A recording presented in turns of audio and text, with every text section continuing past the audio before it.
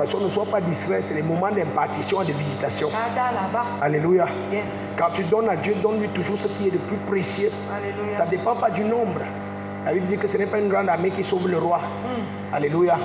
Chaque fois que tu viens, j'ai entendu ma fille le dire tout à l'heure, c'est des moments distingués quand tu viens devant la présence de Dieu.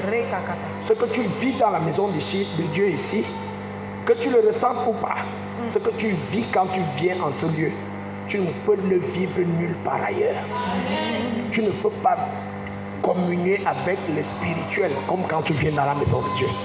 Alléluia. Et vous savez, le ministère New Jérusalem a un esprit. Tous les ministères, toutes les maisons de louange et d'adoration, toutes les maisons de prière, les églises que vous voyez là, chacun a un esprit.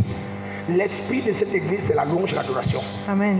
Quand tu entres dans une dimension de louange et d'adoration où tu donnes à Dieu, tu veux lui donner le meilleur de toi-même, tu es en train de faire ce pourquoi Dieu a établi cette église. Amen. Alléluia. Amen. Et je vais nous prier souvent de ne pas être pressé et distrait pendant la louange et l'adoration. On ne peut pas louer et adorer Dieu, tu es assis. Ça, c'est irrespectueux. Alléluia. Amen. Apprenons, c'est des bonnes manières que je voudrais que nous ayons simplement. On ne nous oblige pas à nous tenir, mais se tenir, c'est révéler à Dieu qu'on le vénère, qu'on le respecte, on l'honore. Quelqu'un avec moi?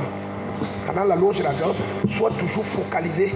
Et apprenons aussi, pendant ce moment, à ouvrir nos yeux spirituels. Regarde dans l'esprit. La louange et l'adoration ne regarde pas autour de toi, mais regarde dans l'esprit, parle à Dieu pendant que tu es en train d'adorer. Dis-lui, Seigneur, reçois ça. Dis-lui des paroles. Tu vas finir par voir des flashs, tu vas finir par entendre des voix. Quelque chose va se passer. Quelqu'un avec moi? Et c'est la raison pour laquelle nous venons dans l'église. On ne vient pas forcément à l'église parce qu'on attend une impulsion de main. On attend forcément que la parole de Dieu sorte. On vient à l'église pour rencontrer Dieu. Et à partir du moment où on a déjà foulé les pieds, qu'on soit dans la louange, qu'on soit dans l'intercession, la présence de Dieu peut déjà accomplir des choses dans les vies des hommes. Et c'est pour ça qu'il faut être pas distrait à l'église. Au besoin, si ton téléphone est une distraction, tu veux une source de distraction, éteins-le. Tu n'as rien à perdre. Quelqu'un me suit? Pourvu que tu fasses des moments où tu viens dans la présence de Dieu, des moments particuliers, des moments de communion et d'intimité avec lui. Alléluia. Alléluia. Amen. Nous sommes dans le mois de la connaissance de l'Éternel. Nous sommes dans le mois où nous voulons découvrir, on va le voir tout à l'heure, connaître, c'est découvrir et embrasser, accepter, épouser une personne ou une idéologie. Alléluia. Amen. Et ce matin, nous allons parler de 4 vérités qu'il faut connaître pour chercher à connaître l'Éternel. Amen. 4 vérités à savoir pour connaître l'Éternel. Amen. Alléluia. Amen. Amen. On va lire dans 2 passages. On va lire Osée, qui est le passage de base de notre mois. Osée chapitre 6 au verset 3. Et on va lire dans Habakkuk chapitre 2 au verset 14.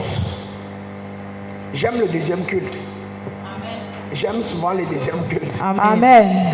Vous savez, le premier culte, on a la pression de finir à temps. Et puis on ne fait pas forcément les choses conduites par l'esprit. Et le deuxième culte, on est plus posé. On sait on est déjà en train de finir. On sait qu'on n'a plus de pression après le culte. Alléluia. Et généralement, depuis que nous faisons ces 2 cultes, les enseignements du deuxième culte sont très profonds.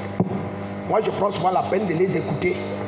Écoute-les attentivement, ou toi qui es là, prends des notes et garde-les. Alléluia. Amen. On va parler de 4 vérités qui peuvent nous amener à connaître Dieu. Amen. Osée chapitre 6 verset 3 et Habakkuk chapitre 2 verset 14. Osée 6 verset 3. Je lis pour nous au nom du Seigneur Jésus. Connaissons, cherchons à connaître l'Éternel. Sa venue est aussi certaine que celle de l'aurore. Il viendra pour nous comme la pluie du printemps qui arrose la terre. Amen. Amen. Habakkuk chapitre 2 verset 14. Habakkuk pour nous au nom du Seigneur Jésus. Car la terre sera remplie de la connaissance de la gloire de l'Éternel, comme le fond de la mer par les eaux qui le couvrent. Par les eaux. Par les eaux qui le couvrent. Amen. Amen. On finit la lecture avec Amen. On finit toute lecture avec Amen. Et ainsi soit-il. Amen. Amen.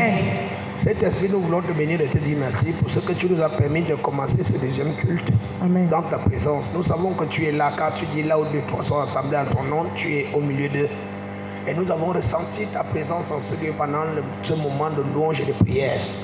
Maintenant, nous voulons, Père, que tu viennes parler à nos cœurs. En ce mois de connaissance, nous voulons apprendre davantage pour connaître celui qui est notre Créateur, pour connaître l'Éternel. Et toi, tu es le merveilleux, le parfait enseignant. C'est pourquoi nous te prions de disposer d'abord nos cœurs à recevoir cette parole et de nous communiquer cette parole selon que tu l'as préparée par la bouche de ton serviteur au nom de Jésus. Amen. Seigneur, permets au Dieu puissant que ton peuple ait les yeux ouverts au sortir de cet après-midi. Permets, Seigneur Dieu de gloire, que chacun de nous entre dans ce qu'il doit faire pour commencer à chercher le Seigneur afin qu'il puisse se révéler à nous en ce mois d'avril au nom de Jésus. Amen. Nous savons que quand tu envoies ta parole, elle ne retourne pas à toi sans produire ce pourquoi elle a été envoyée. Seigneur, pendant que cette parole sortira ce matin, qu'elle accomplisse parfaitement son œuvre dans la vie de chacun de nous au nom de Jésus. Amen.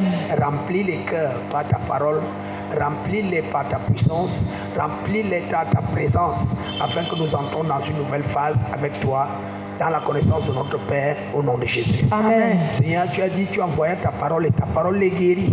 Seigneur, que toute personne qui écoutera ta parole ce matin et qui aurait un problème physique, un problème mental, émotionnel ou spirituel, qu'il reçoive la guérison au nom de Jésus. Amen. Tu dis, tu as envoyé ta parole et ta parole les fit échapper de la fosse.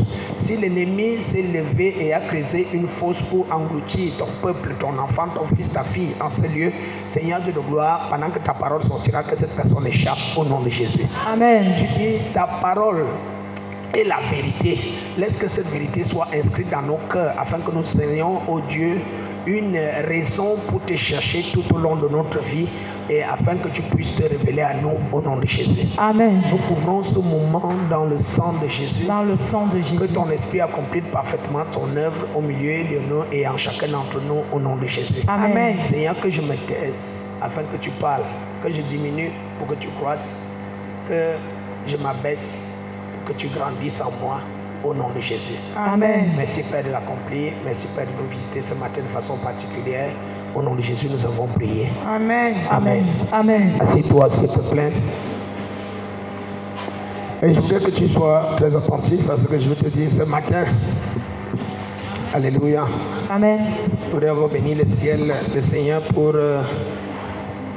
son serviteur qui est là dans la maison et son nom qui a permis qu'il vienne partager le culte avec nous ce matin. Amen. Que Dieu te bénisse, évangéliste Luna, et que la grâce de Dieu continue de t'inonder pour que nous servons ensemble, Seigneur, dans ce lieu, au nom de Jésus. Amen. Que Dieu te bénisse, toi qui es là. Amen. Alléluia. Amen. 4 vérités à savoir pour chercher à connaître l'Éternel. Amen. C'est 4 choses qui vont te permettre de chercher l'Éternel avec un esprit disposé. Alléluia. Amen. 4 choses que je voudrais que tu comprennes. Amen. Amen. Alors quand on parle de connaître l'Éternel, le mot-clé ici, 4 vérités qui peuvent nous permettre de connaître, chercher à connaître l'Éternel. Connaître ici est très tout à fait différent de savoir. Quelqu'un me suit? Il y a beaucoup de choses que nous savons, mais que nous ne connaissons pas. Alléluia. Vous comprenez la différence? Amen. Nous savons que l'homme doit, en épousant une femme, il devienne mari et femme. Mais nous ne connaissons pas ce que c'est le mariage. Nous ne le connaissons pas. Et c'est pour ça que beaucoup d'entre nous, quand on entre dans le mariage, on n'arrive pas à assumer les responsabilités du mariage. Et ça fait que ce lieu qui était le lieu de bénédiction finit par être un lieu de désastre. Amen, amen. Amen. Le mari est frustré, la femme est frustrée. Pourquoi? Parce que nous avons simplement les informations sur le mariage sans connaître ce que c'est le mariage. Et c'est pareil pour l'affaire là qu'on appelle Dieu. Beaucoup de gens ont les informations sur Dieu, mais n'ont pas la connaissance de Dieu. Alléluia. Alors, quand on parle de connaissance, on parle d'une certaine expérience que nous avons reçue et qui nous permet de connaître la personne qu'on appelle Dieu. Amen. Une expérience que nous avons vécue avec lui. Yes. Par exemple, vous allez constater que une personne qui a été gravement malade et qui a guéri ne panique pas quand il tombe malade. Quand Dieu l'a guéri une première fois, une deuxième fois, il ne panique pas. Il sait que le même Dieu qui l'a guéri la première fois peut le guérir. Amen. Or, quand quelqu'un n'a pas encore tombé et n'est jamais tombé gravement malade, il panique quand il est malade. Pourquoi? Parce qu'il ne connaît pas effectivement qui est le Dieu dont il parle tous les jours. Amen. Alléluia. Amen. Donc connaître, c'est avoir une expérience avec celui-là qu'on appelle Dieu. Yes. Avoir une expérience. Connaître, c'est quoi? C'est découvrir Dieu. Pas simplement le découvrir, mais dès que tu le découvres, tu adhères à son système, tu adhères à sa parole, à sa volonté. Tu épouses ses principes. C'est ça que tu peux dire c'est ça que tu fais quand tu dis je connais Dieu. Tu vois une personne qui dit je connais Dieu et qui n'arrive pas à marcher selon ses principes, en fait la personne ne connaît pas Dieu. Quelqu'un me suit? Amen. Et pour vous dire vrai, il y a beaucoup d'entre nous, il y a des pasteurs qui ne connaissent pas Dieu, il y a des enfants de Dieu qui ne connaissent pas Dieu. Et c'est pour ça que vous constatez que nous cédons facilement à la panique, à la peur, à la crainte, à l'inquiétude, à l'angoisse, au stress. Toutes ces choses nous arrivent parce que nous ne connaissons pas celui que nous professons être notre Dieu. Alléluia. Amen. Le but en ce mois d'avril, c'est que chacun de nous essaye de faire ce qu'il faut. Parce que tu ne peux pas connaître Dieu sans faire un effort. Tu ne peux pas connaître ce Dieu sans faire d'effort. Quelqu'un me suit? Donc, le but de cet enseignement et de tous les enseignements que nous allons écouter pendant le mois d'avril, c'est que nous essayons de savoir, de découvrir ce qu'il faut faire pour aller jusqu'à la découverte de ce Dieu. Quelqu'un me suit? Comprendre qu'est-ce que nous devons faire. Alors, une autre définition de connaître que je vais te donner, c'est entrer dans une relation personnelle. Quand tu dis je connais Dieu, c'est que j'ai une relation personnelle avec Dieu. Or, je peux vous assurer, dans une église comme celle-ci, il y a très peu de personnes, si nous sommes 200 ou 250 ou 300, je parle de tous les membres de cette église. Et il n'y a pas 5 personnes qui sont en relation avec Dieu. Il n'y a pas 5 personnes qui sont en relation avec Dieu. Beaucoup d'entre nous sommes en relation avec la parole de Dieu. Nous connaissons beaucoup de versets bibliques. Nous appliquons même certains versets bibliques, mais nous n'avons pas la compréhension de... Nous ne connaissons pas véritablement ce Dieu. Parce que nous n'avons pas de relation avec lui. Je prends l'exemple d'un verset que beaucoup d'entre nous appliquent, la dîme. Beaucoup d'entre nous on paye la dîme. Mais on la paye de façon théorique. On apporte parce que c'est un principe, on a entendu le pasteur dire une fois, et on a lu dans Malachie chapitre 3, 10, qu'il faut apporter à la maison du trésor. Mais on n'a pas encore vécu une expérience particulière avec Dieu en ce qui concerne la dîme. Ça fait que nous avançons avec un Dieu, nous avons ses principes, mais nous ne le connaissons pas. Alléluia. Beaucoup d'entre nous, on sait quoi? On sait que Dieu élève. Beaucoup d'entre nous, on sait quoi? On sait que la prospérité vient de Dieu. Beaucoup d'entre nous, on sait que Dieu ouvre les portes. On a la compréhension, toutes ces informations sur Dieu, mais nous n'avons aucune relation personnelle avec lui. Et c'est pour ça que vous voyez qu'on néglige tout qui concerne Dieu. La parole de Dieu, on la néglige. La prière, on la néglige. Le service à l'église, on le néglige. La venue même à l'église, on néglige. Pourquoi? Parce que nous ne comprenons pas qui est derrière.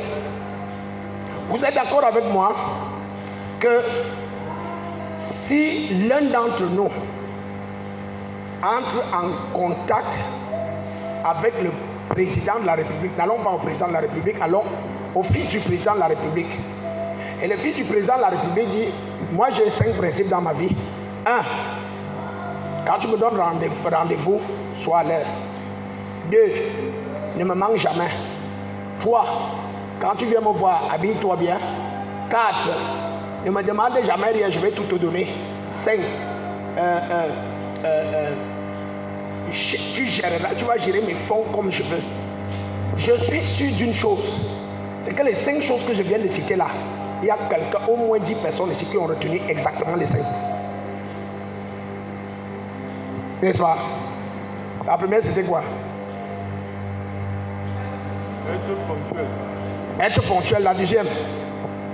Ne pas mentir. Ne pas mentir. Troisième? Bien vêtir. Bien se vêtir. 4. Demande rien. Ne demande rien, je vais tout te donner. Essaye. Viens gérer les fonds. Hein?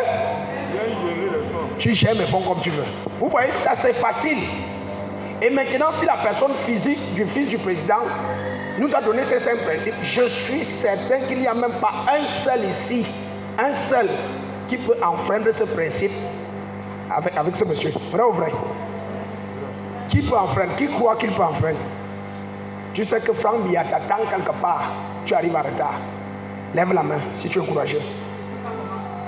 Tu peux enfreindre ce principe. Qui d'autre peut enfreindre? Toi aussi. Voilà les deux là, ils disent qu'ils peuvent enfreindre. Je peux vous dire une vérité.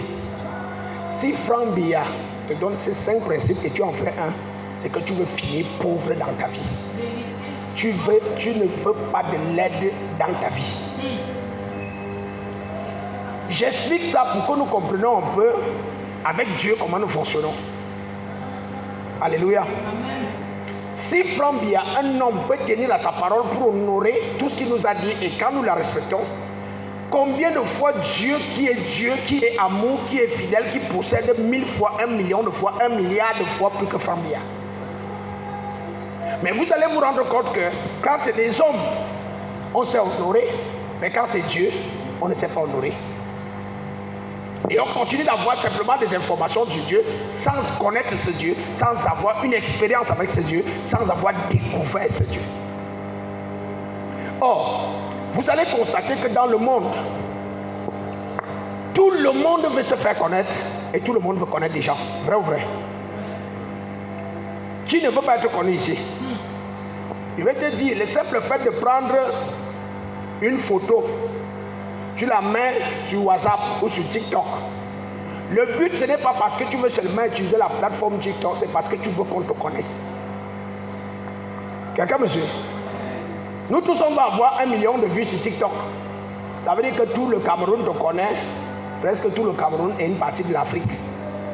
On veut se faire connaître. Alléluia. Et pourquoi nous voulons nous faire connaître? Parce que nous estimons qu'en nous faisant connaître, entre autres, TikTok va nous donner des redevances, va nous payer de l'argent. On va expérimenter une certaine gloire. On va vivre une certaine gloire. Alléluia. Mais Dieu nous dit clairement dans le livre de Jérémie au chapitre 9, verset 24. Dit Jérémie chapitre 9, verset 24. Il y a un sujet pour lequel chacun de nous doit se glorifier. Quelqu'un me prend la Bible et lit à Jérémie chapitre 9, verset 24. Jérémie 9, verset 24. Mais que celui qui veut se glorifie d'avoir de l'intelligence et de me connaître. Que celui qui veut se glorifier simplement qu'il ait de l'intelligence et qu'il me connaît. Quelque part dans le livre de Proverbes, il dit l'intelligence, c'est connaître l'Éternel. Dieu voudrait qu'on se glorifie en le connaissant. Pourquoi?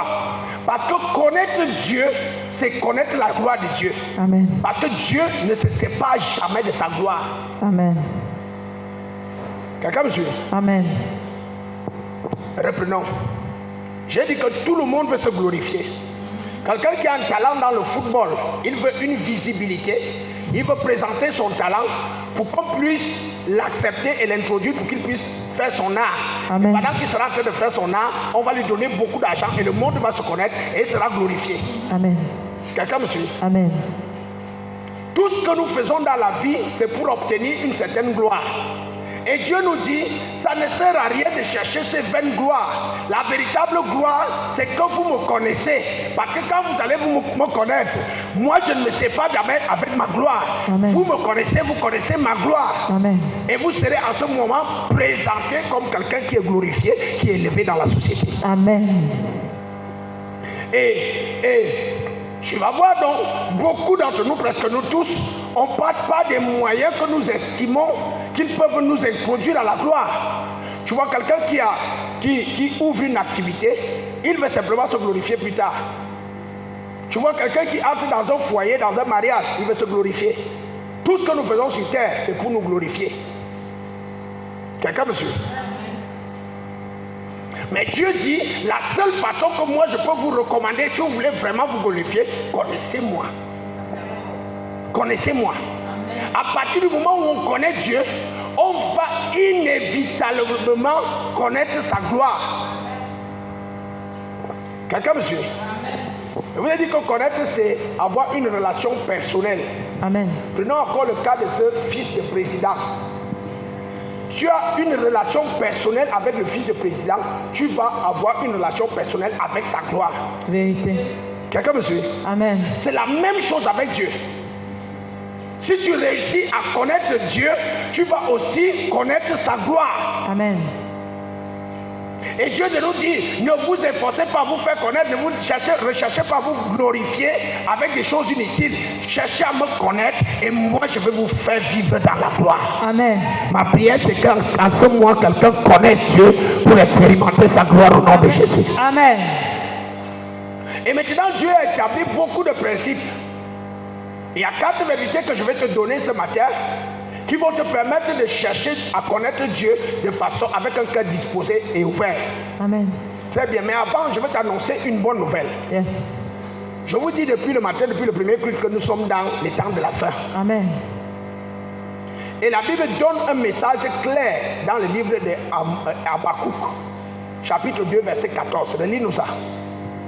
La terre sera remplie de la connaissance de la gloire de l'Éternel. Dis-nous ça. Habakkuk 2, verset 14. Car la terre sera remplie de la connaissance de la gloire de l'Éternel, comme le fond de la mer par les eaux qui le couvrent. Amen. Amen. La Bible dit la terre sera remplie de la connaissance de la gloire de l'Éternel. Oh, je vous ai dit que l'Éternel marche avec sa gloire. Amen. Si tu connais la gloire de l'Éternel, c'est que tu connais déjà l'Éternel. Amen. Quelqu'un me suit? Amen. Et te dit exactement comme le fond de la mer est couvert par les eaux. Est-ce qu'il y a un doute que quelqu'un peut émettre ici qu'il y a une partie dans le fond de la mer qui n'est pas couverte par les eaux? C'est possible? Amen. Ce n'est pas possible, n'est-ce pas? Et dit donc, de la même façon que le fond de la mer est couvert par les eaux, de la même façon, la terre sera remplie de la connaissance de l'Éternel. Amen. Et si nous regardons et les réseaux sociaux et l'environnement qui nous entoure, regardez ici, une église, une autre église, une autre église, une autre église. Même sans entrer dans une maison de Dieu, tu entends l'évangile. Amen. Et l'évangile permet que tu connaisses Dieu. Amen. Quelqu'un me suit? Amen. Quand tu ouvres la télé aujourd'hui, tu vas sur YouTube, tu vas voir un millier de prédications. Yes. Pourquoi? Qu'est-ce qui se passe actuellement? C'est que la terre est remplie de la connaissance de l'Éternel. Amen. Et une fois que tu es rempli de la connaissance de l'Éternel, tu connais la gloire qui accompagne l'Éternel. Amen. Quelqu'un me suit? Amen. Ça, c'est la bonne nouvelle. Dieu voudrait que tout le monde entier soit informé, soit en relation personnelle avec Dieu. Amen. Chacun de nous doit expérimenter Dieu. Je vais te dire, c'est un danger d'espérer connaître Dieu au travers de la révélation des autres. Si tu espères connaître Dieu seulement au travers de la révélation que moi, ton pasteur, je te donne, c'est un gros danger. Vous savez pourquoi? Parce que Dieu fonctionne avec chacun de nous de façon unique. Amen. Dieu ne fonctionne pas avec tout le monde de la même façon. Yes. Moi, j'ai connu mes déboires avec Dieu. J'ai eu mes épreuves avec Dieu. Yes. J'ai traversé mes situations avec Dieu. Yes. J'ai mon caractère. De la façon dont Dieu traite avec moi, ça ne peut pas être forcément de la façon dont il traite avec toi. Amen. Et c'est pour ça que chacun de nous doit s'efforcer à chercher Dieu. Yes. Quelqu'un me suit? Amen. Chacun de nous doit faire un effort de rentrer en contact, en relation avec Dieu. Amen. Si tu t'attends seulement, je prends le cas, par exemple, des déboires de pauvreté que j'ai eu. Je peux vous dire, je vous admire beaucoup. J'admire beaucoup tous les enfants que Dieu envoie vers moi, parce que depuis que je marche dans le service de Dieu, je n'ai pas rencontré un seul homme qui a connu des problèmes financiers que j'avais. J'ai eu des problèmes financiers à un niveau où j'étais Même, je voulais parfois appeler un enfant, un petit enfant qui passe avec ses beignets, pour lui dire pardon enfant, donne-moi un beignet à plus de 30 ans. Quelqu'un avec moi? Amen. J'ai marché avec beaucoup d'hommes de Dieu où je servais à leurs pieds. Je n'ai jamais connu l'affaire là qu'un homme de Dieu prend 1000 francs, il me donne. Je vous dis la vérité. Je n'ai pas connu l'autre là. Je n'ai jamais connu l'affaire là que tu sers dans une église, on te donne même 5000. Je ne l'ai jamais connu. Ça veut dire quoi? Je t'explique tout ça pour que tu comprennes que le parcours que j'ai avec Dieu, ce n'est pas forcément le même parcours que tu as avec Dieu. Amen. Les choses que Dieu traite avec moi ne sont pas les mêmes choses qu'il traite avec toi. Je vous ai dit le matin que par exemple, je fumais la cigarette énormément. Je fumais 2 paquets de cigarettes par jour. Tous les jours pendant plus de 23 ans. 2 paquets de cigarettes par jour. Quand j'étais très, très content, j'allais plus fort. Je prenais ce qui était au-dessus de la cigarette, que tu connais très bien, et parfois que tu prends. Ok, je suppose que toi, tu n'as jamais fumé. Tu n'as jamais pris la drogue. N'est-ce pas? Tu n'as jamais fait un certain nombre de choses. Ça veut dire que quand Dieu vient traiter avec toi, il ne peut pas traiter avec toi comme il a traité avec moi. Amen. Toi, tu es honnête, moi, j'étais malhonnête. Quelqu'un me suit? Amen. Toi, tu habites avec ton père, ou bien tu as déjà un fiancé. Moi, j'ai presque jamais habité avec mon père depuis que j'étais mature. À 21 ans, je suis sorti de chez moi. Quelqu'un me suit? Amen. Tu es avec ton fiancé. Moi, je n'ai jamais connu les fiançailles. Ça veut dire que comme Dieu va traiter avec moi, il ne peut pas traiter avec toi de cette même façon. Amen. Ça veut dire que si moi j'ai cherché Dieu d'une certaine façon et qu'il a fini par me visiter, me rencontrer, toi aussi tu te dois de chercher Dieu à ton tour. Amen. Quelqu'un avec moi? Amen. Tout le monde doit chercher Dieu. Amen. Et quand tu lis dans le livre d'Amos au chapitre 8, verset 11, il dit quoi? Il va répandre, Dieu va répandre sur la terre la soif et la famine. Il dit non pas la soif de l'eau, ni la famine de la nourriture, mais la soif et la famine d'entendre ses paroles. Amen. Oh, c'est la parole de Dieu qui nous amène la révélation par excellence de ce Dieu-là. Amen. Et quand tu entres dans la révélation, la compréhension de ce Dieu, l'illumination par la parole, tu vas l'épouser. Il n'y a pas moyen que Dieu se révèle à toi, tu ne l'épouses pas. Yes. Quelqu'un me suit? Amen. Ce que je veux t'expliquer, c'est que chacun de nous a le devoir de chercher à avoir une relation personnelle avec Dieu. Amen. Si tu ne le fais pas, les autres vont te tromper. Les autres vont te tromper. Il y a des choses qu'on ne dit pas sur l'autel. Il y a des choses qui relèvent de l'expérience personnelle que j'ai avec Dieu, que je ne peux pas partager avec vous. Amen. Quelqu'un me suit? Amen. Croyez-moi, il y a des choses que je ne peux pas vous dire. Parce que ça, c'est ma relation, mon intimité avec Dieu. Amen. Et tu te dois aussi, si tu veux être glorifié sur cette terre, tu as le devoir, l'obligation de chercher Dieu. Amen. Merci pour cet amen. Amen. Merci pour ce deuxième amen. Amen. Alléluia. Amen. Prophète Odin Defo, fais ton culte là-bas, tu es connecté. Tu suis bien ce qu'il dit, il grandit, parle, tu finis de suivre. Johnson Suleiman fait, tu finis de suivre. Le pasteur Martin fait, tu finis de suivre. Tu lis tous les livres de tous les grands hommes là. Si tu ne travailles pas pour ta relation personnelle avec Dieu, tu ne peux pas connaître Dieu. C'est pour ça que je dis c'est un risque. Yes. Et ne cours pas, c'est-à-dire, la chose que tu dois faire, c'est consacrer ton temps pour chercher Dieu. Amen. Le jour où tu trouves Dieu, le jour là, ton nom chargé sur cette terre. Amen. Quelqu'un me suit? Amen. Qui a entendu parler de Bill Gates? Comment on appelle Dangote? Qui connaît Dangote? Tu penses que tu peux rencontrer Dangote? Ta vie reste la même. Même pas. Il te valide que non, tu es mon bon petit. Dès que Dangote t'appelle mon bon petit, même s'il ne t'a pas donné l'argent, il a donné seulement son numéro.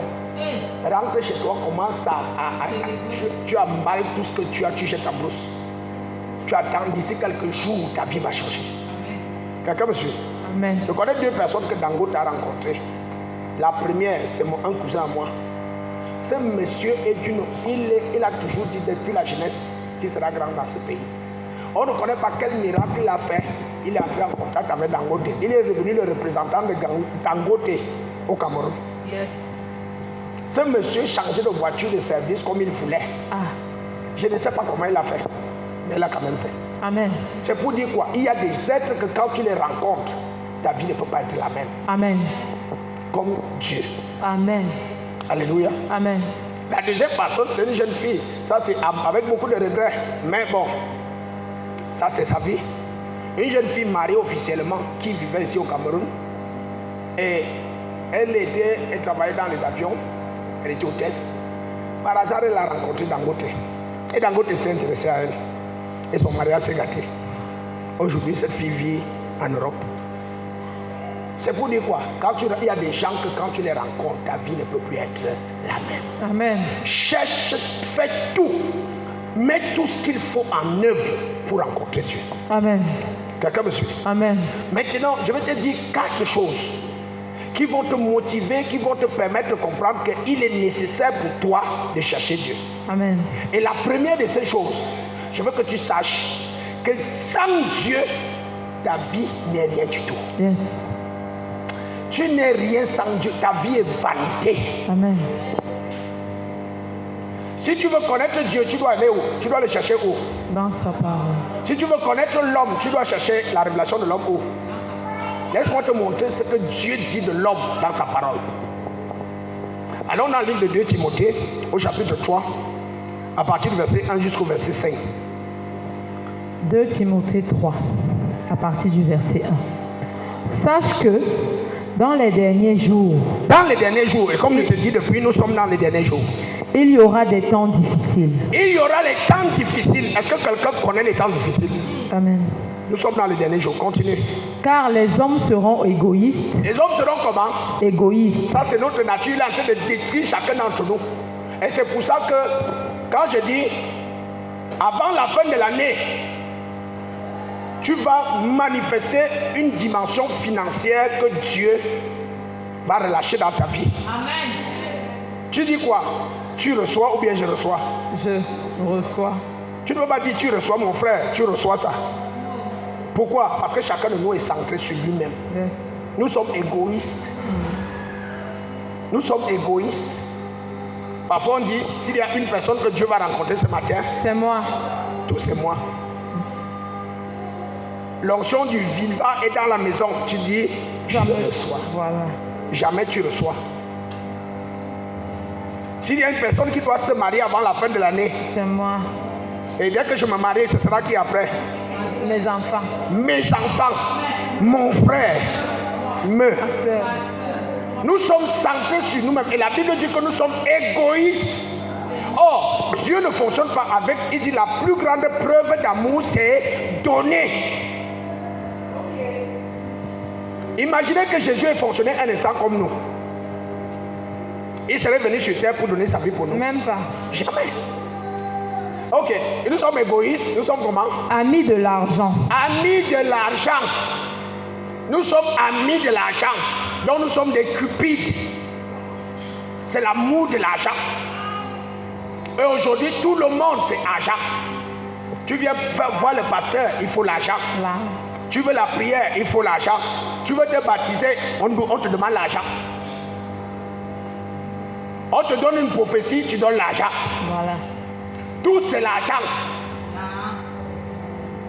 Et il suffit qu'on dise, c'est moi qui reçois la cotisation, donc je ne peux pas. Cotiser. Je ne peux pas. Cotiser. Hein? Cotiser. Non. Nous les chrétiens, quand on reçoit la cotisation à la maison, on ne peut pas venir à l'église. Parce qu'on aime l'argent. On aime l'argent plus que Dieu. Je n'ai jamais entendu ça. Une soeur qui dit, je reçois la cotisation, mais j'ai fini d'abord de faire le culte. Et quand tu arrives là-bas, personne ne te cotise. Pourquoi? Parce que tu n'es pas allé à l'église. On est amis de l'argent. On valorise les gens qui ont de l'argent et on méprise ceux qui n'en ont pas. Vérité. Là, certaines personnes, quand elles viennent chez toi, tu es déjà en colère. Ouais. Parce que tu sais que celui-là vient te poser un problème. L'autre, quand il vient garer sa voiture, dès qu'il a garé la voiture, tu vois, vraiment, il faut entrer ici, hein, vraiment, ne regarde pas la saleté, mais vraiment, assieds-toi, tu peux prendre tes verres dans la chambre, parce qu'il a l'argent. C'est ce que nous sommes aujourd'hui. Un homme qui a de l'argent a plus de valeur. Dans nos familles, c'est comme ça que ça se passe aujourd'hui. Dans le monde séculier, c'est comme ça que ça se passe. Tu n'as pas d'argent, tu n'es rien. Alléluia. Amen. Il dit nous sommes cupides. Il dit encore quoi? Nous sommes quoi? Fanfarons. Nous sommes fanfarons. Vous savez ce que ça veut dire fanfaronnade? Vous savez ce que c'est un fanfaron? Hein? Amen. Prenez l'enfant là. Vous savez ce que c'est un fanfaron? Amen. Un fanfaron, c'est quelqu'un qui est un mesquin, quelqu'un qui un plaisantin, un petit rigolo. Les fanfarons, c'est des gens qui sont tordus, qui font, tu vois, parfois tu es en train de causer avec quelqu'un et il y a quelqu'un à côté de lui, il presse le pied pendant qu'il est en train de mentir, il a plus peur. Ça, c'est la fanfaronnade. Et c'est ce que Dieu dit que nous sommes. On te pose une question simple, tu te retournes, tu fais l'œil comme ça, après tu donnes un mensonge. C'est la fanfaronnade là-bas. Et c'est ce que nous sommes de nos jours. La Bible dit clairement dans le livre de Proverbes, ne cligne pas de l'œil à ton voisin pour dire un mensonge. C'est quelque part dans le livre de Proverbes. Pourquoi? Parce que nous sommes des fanfarons. On joue avec tout. On blague avec tout. On néglige tout. Et c'est ce que Dieu dit que nous sommes aujourd'hui. Continue la lecture. J'aime quand l'église est calme comme ça. C'est ce que nous sommes. Nous sommes hautains. Vous savez ce que ça veut dire hautain? Hein? Amen. Orgueilleux. Nous sommes hautains, se prend trop au sérieux. Hautain. On dit acclamons pour le Seigneur, tu fais tes petits deux doigts comme ça. Non seulement tu es hautain, mais tu es aussi fanfaron. Amen, amen. L'orgueil. Moi, on ne me fait pas ça. Tu sors d'où? Tu es qui? On regarde bien chez toi, il n'y a pas de matelas, tu dors sur le carton. Mais tu arrives dehors parce que tu es bien habillé, on ne me fait pas ça. Tu es qui? Orgueil inutile. Tu vas voir une jeune fille, un homme vient délivrer de la misère chez lui, chez elle. Dans l'œuvre de là pour te mettre, tu arrives, tu parles à l'homme là n'importe comment. L'orgueil. L'orgueil. C'est ça que nous sommes aujourd'hui.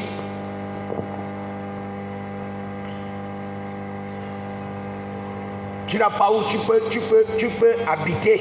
On te prend pour que tu viennes habiter ici, mais c'est toi qui parles à tout le monde n'importe comment. Tout peut-être que tu es enfant de Dieu. Tu es orgueilleux dans le vide pour rien.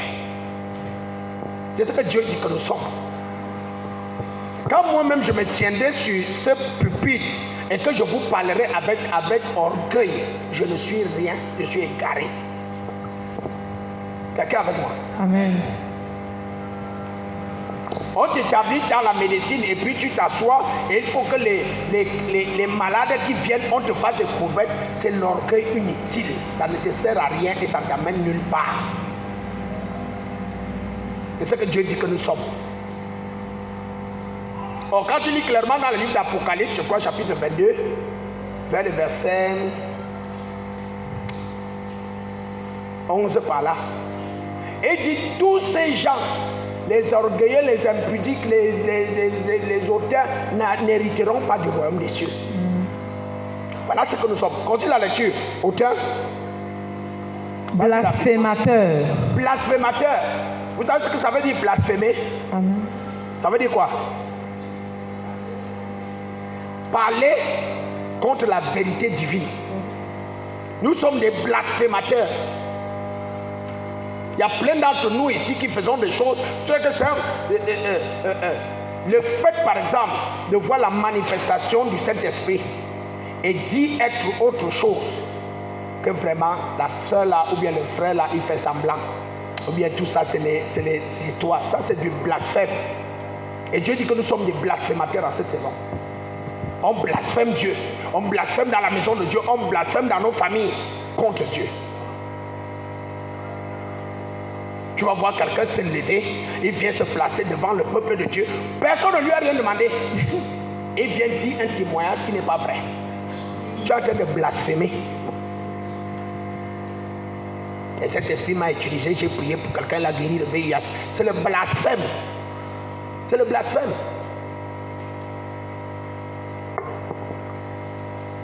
Dieu m'a donné, il m'a béni avec 1,5 million, alors qu'il t'a donné 5 000. Tu blasphèmes. Amen, amen. Amen. Continue la lecture, nous sommes quoi d'autre? Rebelles à leurs parents. Nous, l'autre là même, tu n'as même pas besoin de t'expliquer ça. Rebelles à leurs parents. Aujourd'hui, si tu veux voir les gens rebelles, viens dans l'église de veiller. Parce que les catholiques ont encore une certaine crainte. Mais nous, comme on a l'esprit, tout le monde a l'esprit, mais il faut savoir quel esprit. On est rebelle aux parents. Les enfants parlent aux parents n'importe comment. Que ce soit les parents charnels, que ce soit les parents spirituels. Tu vois, les gens parler aux gens n'importe comment. On ne parle pas tout le monde n'importe comment. Je vous dis la vérité.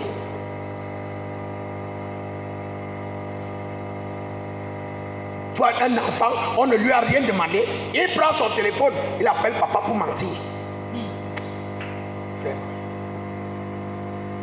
C'est des erreurs que nous faisons. Écoute-moi très bien. Tu n'as pas besoin d'appeler une autorité de ta vie pour lui dire des mensonges. Quand tu appelles une autorité de ta vie, rassure-toi que tu lui dis la vérité, ça va t'aider. Quand je parle d'autorité, je parle d'autorité spirituelle, je parle d'autorité biologique. Tu appelles ton père pour lui mentir, tu es en train de faire une erreur terrible. Ton père, il ne saura pas, mais Dieu sait que tu t'es foutu de cet homme. Quelqu'un avec moi? Amen. Voilà ce que nous sommes. Continue la lecture. Ingrats. Nous sommes ingrats. Ingratitude.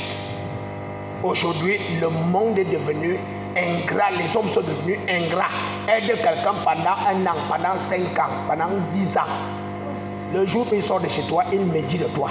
Vérité. On est ingrat aujourd'hui. Tu as soutenu quelqu'un dans sa vie, il est incapable de t'honorer, de te respecter à cause de ça. C'est lui qui raconte des choses sur toi et c'est lui qui est dans tous les coups fourrés contre toi. L'ingratitude. Voilà ce que nous sommes.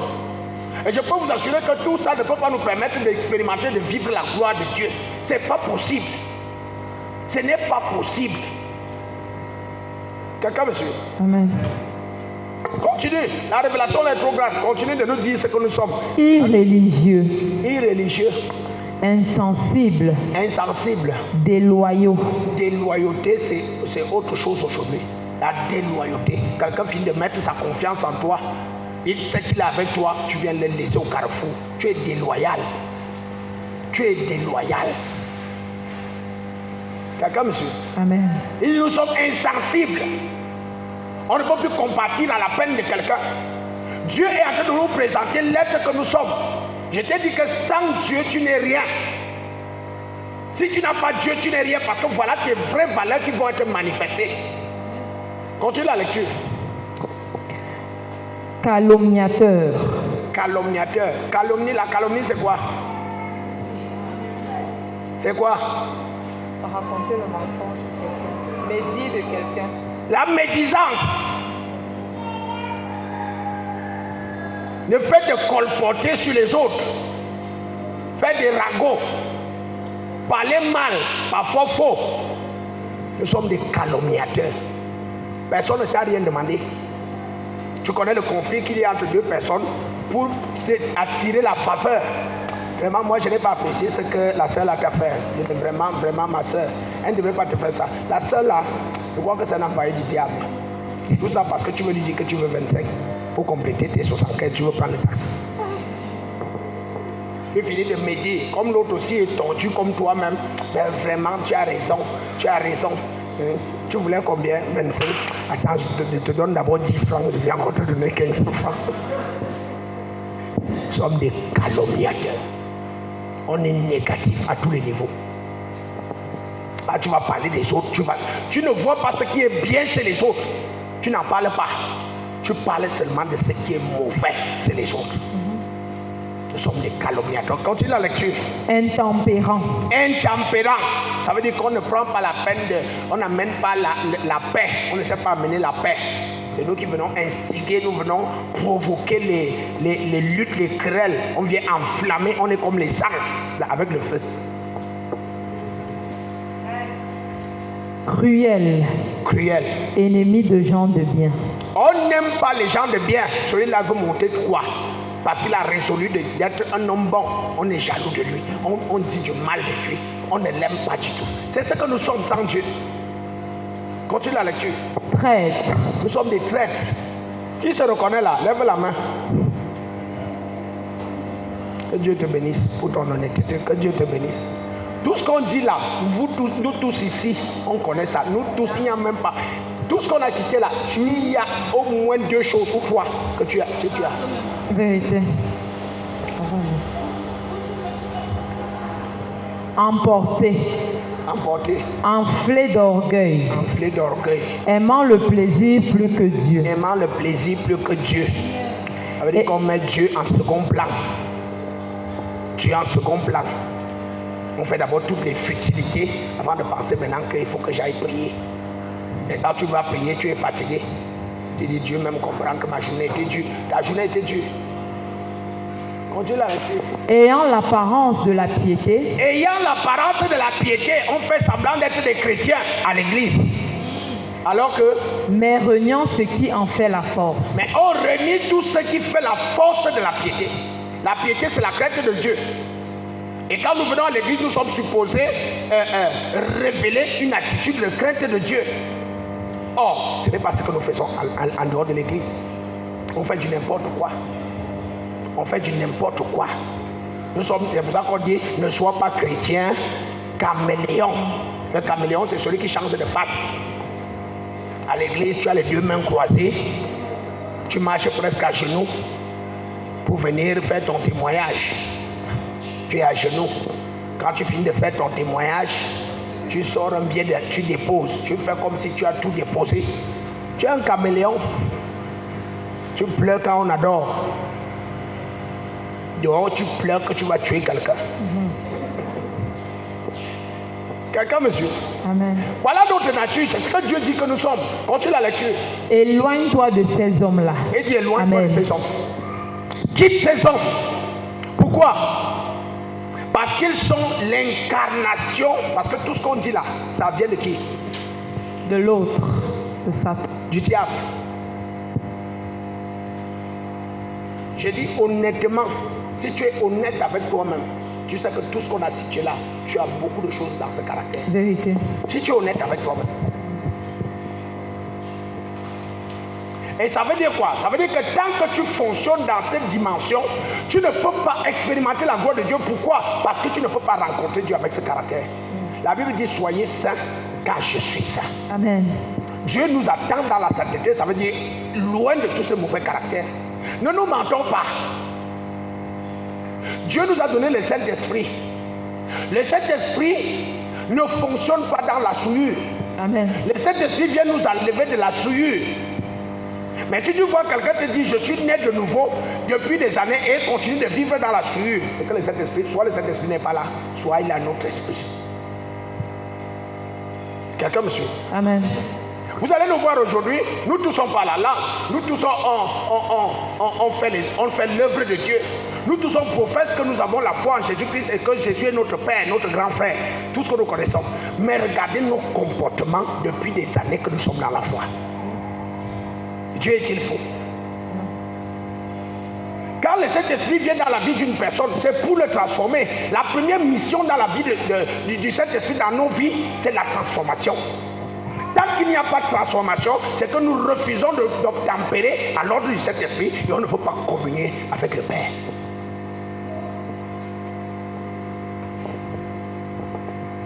Merci pour ce 0, amen. Quelqu'un avec moi? Amen. Je vous dis la vérité, nous devons sortir du cadre de ces histoires qu'on nous raconte. Je vous dis, c'est des histoires. Si nous ne nous laissons pas transformer, il n'y a aucune façon que Dieu peut venir nous donner sa gloire. C'est pas possible. Amen.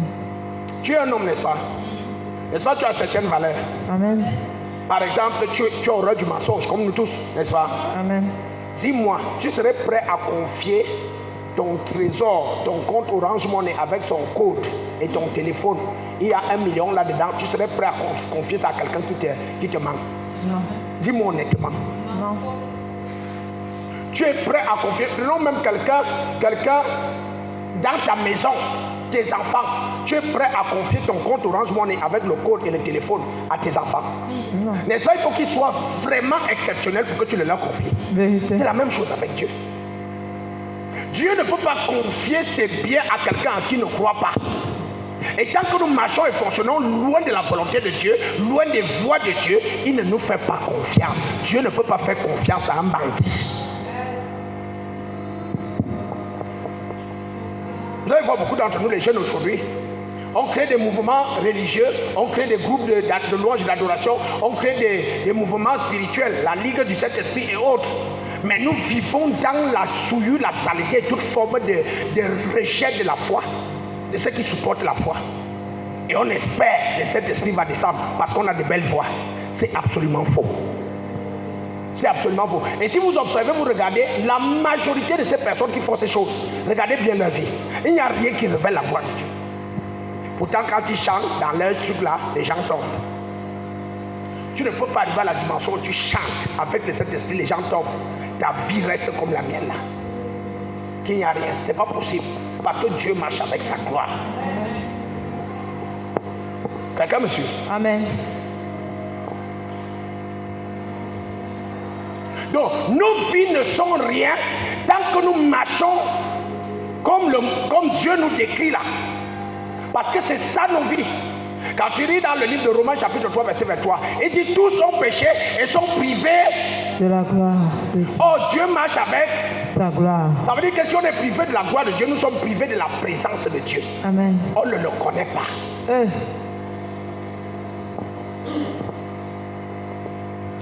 La majorité d'entre nous aujourd'hui, nous pensons que ça suffit de venir à l'église. Nous pensons que ça suffit de venir s'asseoir à l'église pour dire Amen.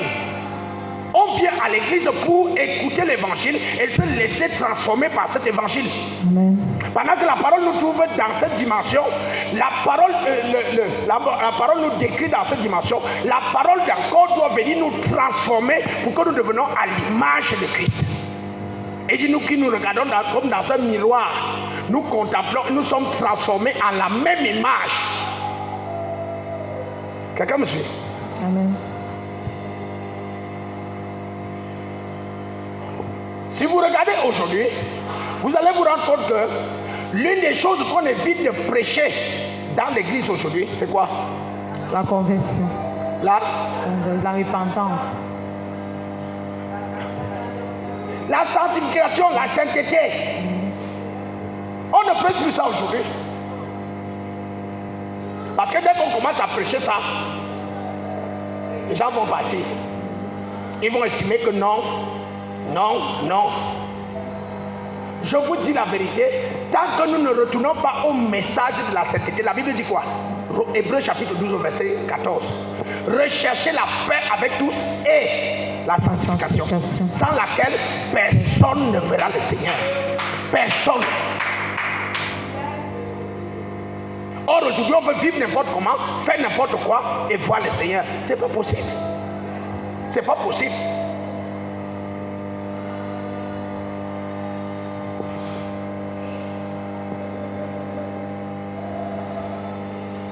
Alléluia. Amen. Tu es d'accord avec moi que quelqu'un qui sait là où il part, il va seulement s'attacher avec des gens qui ont la vision, la même vision que lui.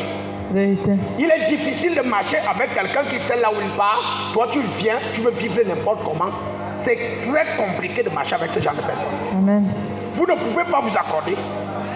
Et la première des choses, comme il ne faut pas refuser les gens, les hommes de vision ont besoin des hommes. La première des choses qu'il va essayer de faire, c'est de changer avant de te donner les responsabilités. Quelqu'un avec moi? Amen. Donc nous devons comprendre que sans ce Dieu-là qui nous vient nous changer, sans le Saint-Esprit qui vient nous amener à obéir aux ordonnances de Dieu, nous ne pouvons pas avancer avec Dieu. On ne peut pas connaître Dieu et on ne peut pas expérimenter sa gloire. Dans le livre de Romains chapitre 6 au verset 23, il dit tous que le salaire du péché, C'est la mort. c'est la mort. C'est la mort. Le salaire du péché, c'est la mort. Quelque péché que ce soit. Parce que certains aussi veulent catégoriser les péchés. On pense que certains péchés sont faisables et d'autres pas. Tu vas voir aujourd'hui, il y a une attitude qu'on s'est déjà implémentée, installée dans nos crânes. C'est que quand je vis en concubinage avec une femme et on a des enfants, Dieu a déjà validé. Dieu n'a pas encore validé. Dieu n'a pas encore validé.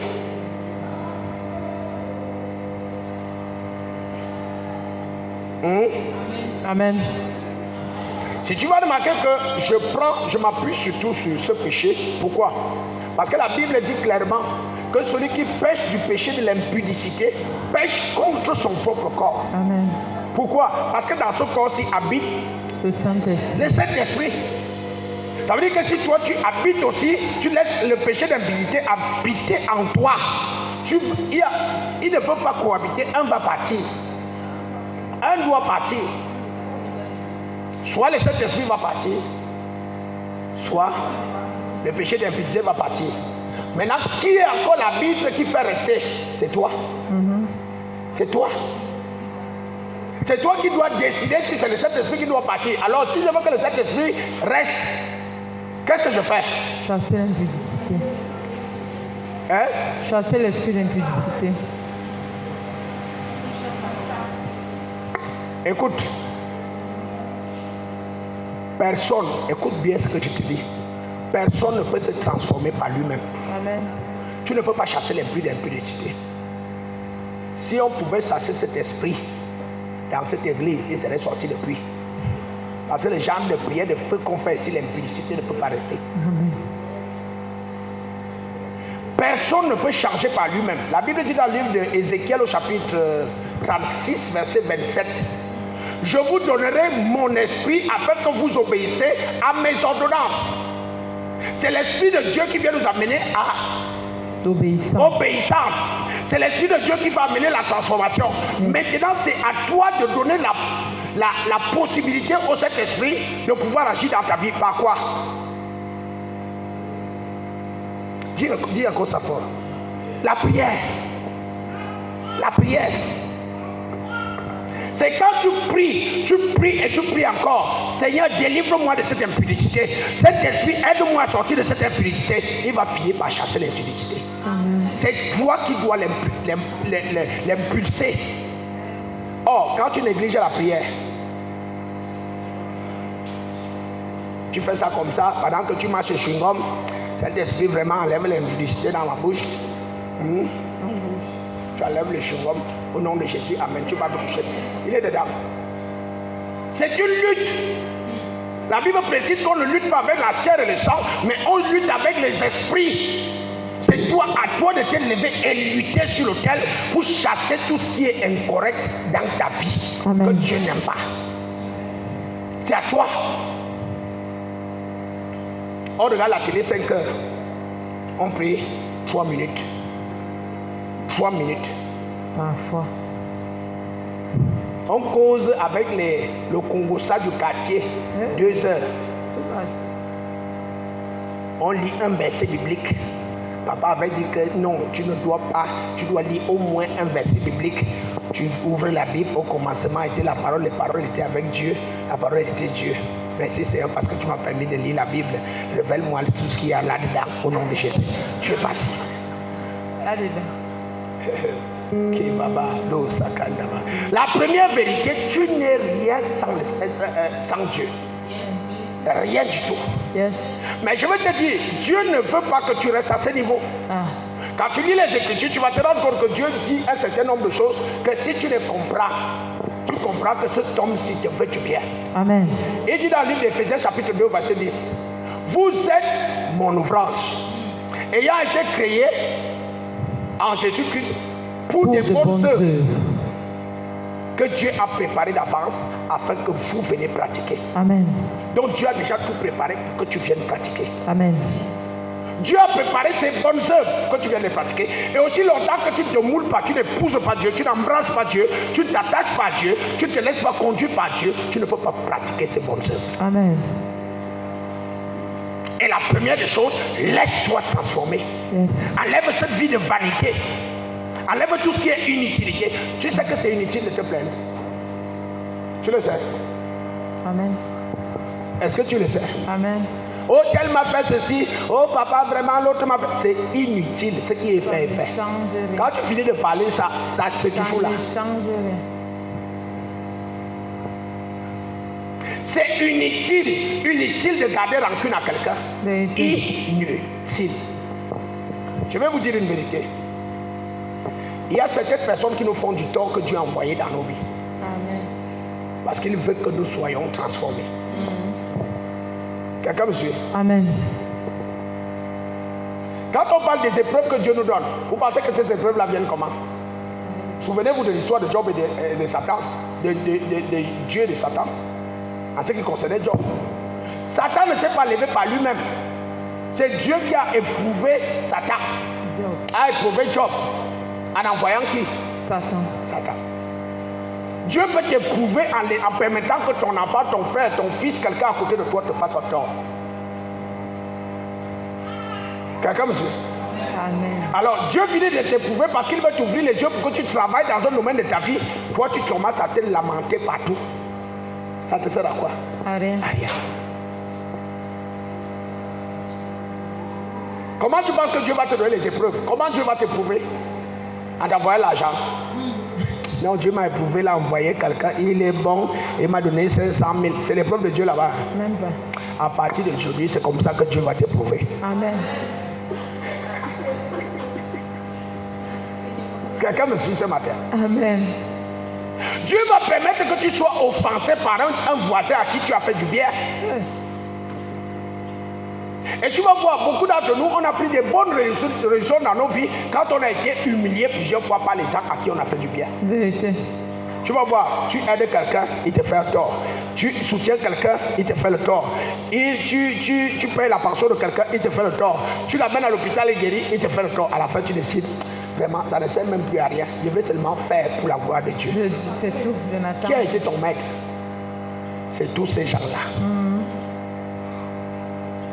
Quelqu'un suit un peu ce que je dis? Amen. Parfois, ce sera les membres de nos familles. Ne prenez pas toujours. Personnellement, je vous dis devant Dieu, à l'époque, quand je ne comprenais pas ces principes, j'en voulais à tout le monde dans ma famille.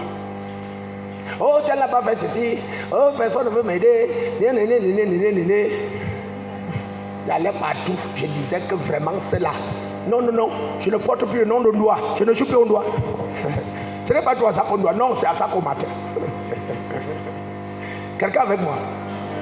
Et ce que j'ai traversé, que j'ai enduré par mes proches, a permis que je me rapproche de Dieu.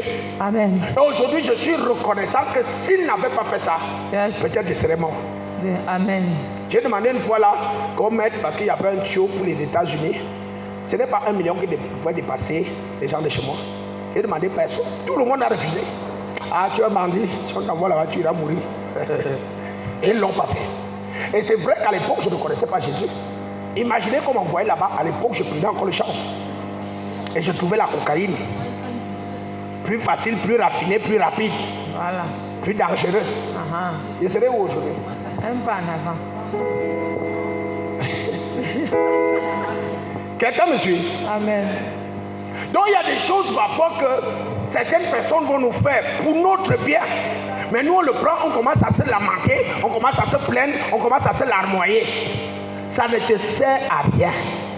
Quand tu connais qui est Dieu, la Bible dit dans le livre de Romains au chapitre 8, je crois verset 28, nous savons du reste que toutes choses concourent au bien de ceux qui aiment Dieu et qui sont appelés selon ses desseins. Quelqu'un te fait un tort, rends grâce à Dieu. Quelqu'un te manque de gratitude, rends grâce à Dieu. Bénis le ciel, c'est pour ton bien. Amen. Quelqu'un avec moi? Amen.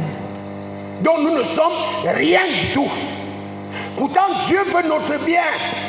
Il veut notre bien. Quand tu lis 2 Timothée chapitre 2 verset 21, il dit quoi? Si quelqu'un se conserve pur, il sera un vase. 2 Timothée chapitre 2 verset 21, lis rapidement. 2 Timothée 2 verset 21. Si donc quelqu'un se conserve pur, en s'abstenant de ces choses, il sera un vase d'honneur. Il sera un vase d'honneur. Dieu veut faire de nous des vases d'honneur. Ne l'oublie pas. Ça va te permettre de comprendre que sans Dieu, tu ne peux pas être ce vase d'honneur. Mais si tu entres dans la communion, la communication, la connaissance de ce Dieu, tu vas être un vase d'honneur. Amen. Quelqu'un me suit? Amen. Ça, c'est la première vérité. C'est 13h30. Amen. Je ne suis qu'à la première vérité. Il y en a 4. Fada. Je vous dis devant Dieu, depuis le regard là, je vois 12h30.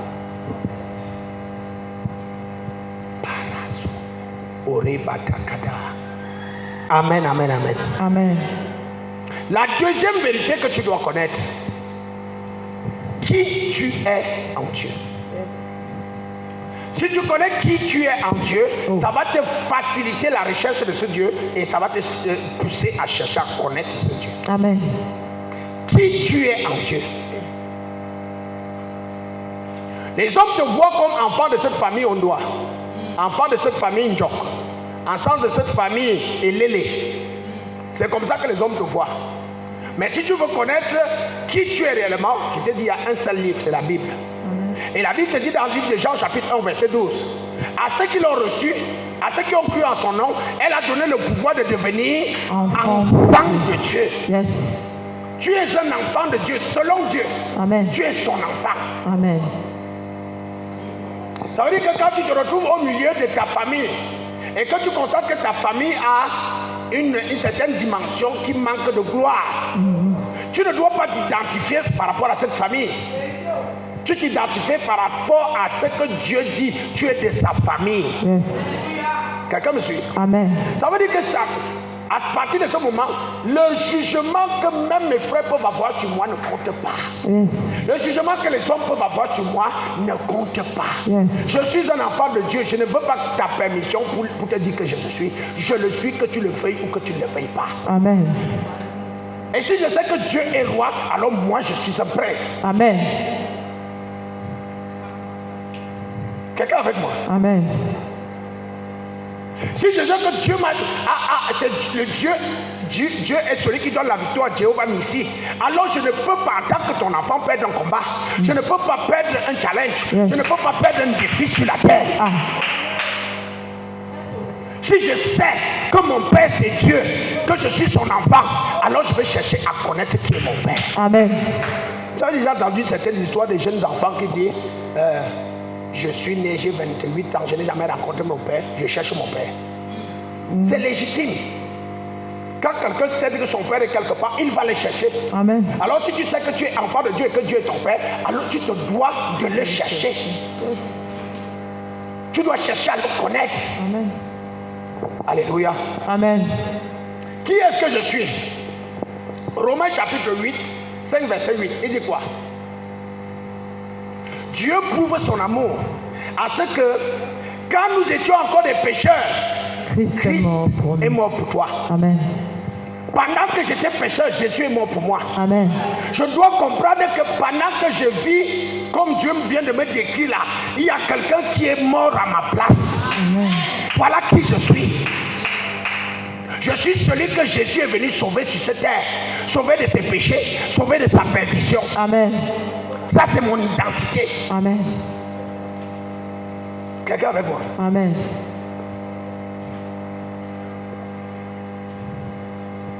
Et maintenant, si Christ est mort pour moi, moi j'ai accepté ce Christ. Ça veut dire que je suis maintenant en Christ. Et 2 Corinthiens chapitre 5 verset 17 dit quoi? Si quelqu'un est en Christ, il est une nouvelle créature. Je suis une nouvelle créature. Amen. Les choses anciennes qu'on vient de citer là, c'est déjà passé. Amen. Et toute chose devient nouvelle. Je dois vivre comme tel. Amen. On ne doit plus retrouver la fanfaronnade, l'orgueil, la médisance, la calomnie en moi, parce que je suis une nouvelle créature. Amen. Quelqu'un avec moi? Amen. Si on nous amène le djembé ici, qui connaît ce qu'on appelle le djembé? C'est un instrument de musique. Amen. Qui sait jouer à ça? La première chose qu'on va chercher à faire, c'est quoi? Connaître. Chercher quelqu'un qui peut connaître jouer au djembé. Amen. N'est-ce pas? Amen. Quand quelque chose est nouveau, la première des choses qu'on cherche, c'est à découvrir. Yes. Si tu es en train de découvrir que tu es une nouvelle personne en Christ pour Dieu, alors tu dois chercher à découvrir qui est ce Dieu. Amen. Chacun de nous, tu as un corps que Dieu t'a donné. Yes. Les parties de ce corps, Dieu les connaît toutes. Il dit, je connais le nombre de cheveux qu'il a sur vos têtes. Ah. Ça veut dire que les cellules, il les connaît. Yes. Le sang, il le connaît. Amen. Les organes, il connaît. Amen. Il connaît tout ce qui est à toi. Yes. Et si c'est qu'il y a quelque chose qui est défectueux en moi, il est légitime qu'avant de chercher à résoudre ce problème, je cherche d'abord à connaître la personne qui résout le problème. Yes. Oh, vous allez voir beaucoup d'entre nous, on est malade, on ne veut pas savoir qui est Dieu, mais on veut la guérison. Vérité. Et Dieu dit que dès que tu attrapes Dieu, tu as attrapé sa gloire. Amen. Attrape Dieu, la guérison va venir seule. Attrape Dieu, l'argent va venir seul. Amen. Attrape Dieu, le mariage va venir seul. Amen. Attrape Dieu, le succès là va entrer seul. Amen. Attrape Dieu, la réussite là va entrer. Amen. Attrape Dieu, la délivrance dans tous les domaines va arriver dans ta vie. Amen. Si tu es mature spirituellement, tu atteins un niveau de maturité spirituelle, tu vas comprendre que tu n'as pas besoin de délivrance, tu as besoin de Dieu. Quelqu'un avec moi? Amen. Je prends un exemple très simple. Il y a un certain genre de problème que je ne peux plus avoir aujourd'hui devant Dieu. Amen. Qui pense que je peux venir habiter chez lui et payer le loyer à 10 000 et à la fin du mois on nous met dehors parce qu'il n'y a pas 10 000? C'est possible? Même pas. C'est pas possible. Tu n'as même pas besoin de t'agiter. Et si tu commences à me mettre la pression à la fin du mois, c'est que tu ne me connais pas. Vérité. Si tu commences à te plaindre, tu vas à gauche, à droite, tu vas demander un prêt de 5 000 ou 10 000, c'est que tu ne connais pas celui qui est avec toi. Ça veut dire quoi? Ça veut dire que si je viens habiter chez toi et tu cherches à me connaître, il y a des stress que tu vas enlever de ton estime naturellement sans qu'on ait prié pour toi. Vérité. C'est la même chose avec la délivrance. Amen. Si tu connais Dieu, si tu peux découvrir Dieu, tu peux avoir une relation personnelle avec Dieu. Quand Dieu entre dans ta maison, il te débarrasse de tout ce qui est négatif. Amen. Quelqu'un avec moi? Amen. Et c'est pour ça qu'il te dit quelque part dans le livre de Proverbes, je crois, Proverbes chapitre 8, verset 17, mon fils, donne-moi ton cœur et que tes yeux se plaisent dans mes voies. Parce que le reste, c'est moi qui viens l'accomplir. Amen. Vous allez voir, on cherche la délivrance, on cherche la guérison, on cherche le visa, on cherche les positions, on cherche le mariage. On va même aujourd'hui jusqu'à essayer de manipuler les gens avec l'argent pour qu'ils nous épousent. Donne-moi un bon amen. Amen.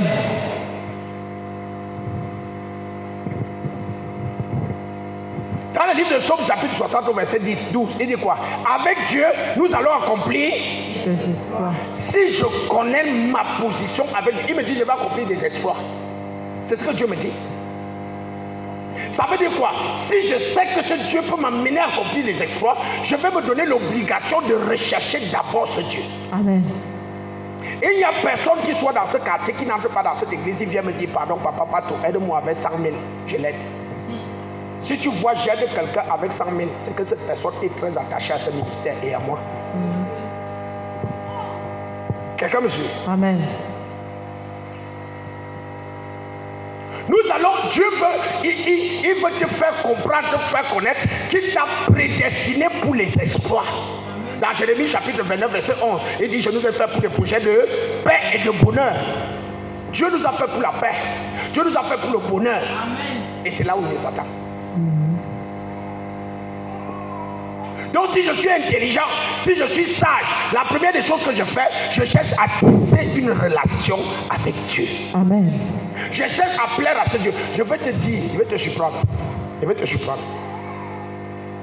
Rien sur cette terre ne faut plus que la relation avec Dieu. Amen. Ça veut dire quoi? Si tu abandonnes ton travail parce que tu veux tisser une relation avec Dieu, tu fais la meilleure des choses sur la terre. Je n'ai pas dit si tu abandonnes ton travail pour venir t'asseoir à l'église. Je t'ai dit si tu abandonnes tout ce que tu fais parce que tu veux, si tu veux trouver Dieu, tu veux expérimenter Dieu, tu fais la meilleure chose pour ta vie. Amen. Je ne vais pas aller plus loin. Si tu abandonnes tes enfants parce que tu veux tisser une relation avec Dieu, c'est la meilleure chose que tu fais. Amen. Tu sais pourquoi? Parce que ce Dieu-là, si tu réussis à tisser tes enfants, une relation avec Dieu, Hey. même si tes enfants étaient déjà sur le point de la mort, il peut les ramener à la vie. Amen. Or, vous allez voir beaucoup d'entre nous, on laisse Dieu pour nos enfants. Amen. Quelqu'un me suit? Amen. Connais ta position avec Dieu. Qui tu es avec Dieu. Alléluia. Amen. La troisième vérité que tu dois connaître, si tu veux, que tu dois savoir, si tu veux connaître Dieu, la troisième vérité, c'est qu'un homme ne peut rien faire sans la révélation divine. Un homme ne peut rien faire de bon sans avoir reçu la révélation divine. Amen. Quelqu'un me suit? Amen. Vous allez voir beaucoup d'entre nous. Beaucoup d'entre nous, on se lance dans des projets, des activités. Je veux jouer au football. Tu vas voir beaucoup d'entre nous vont se lancer, je vais ouvrir une église. Si tu fais cette chose sans avoir eu la révélation divine, tu risques de te buter sur cette terre. Vérité.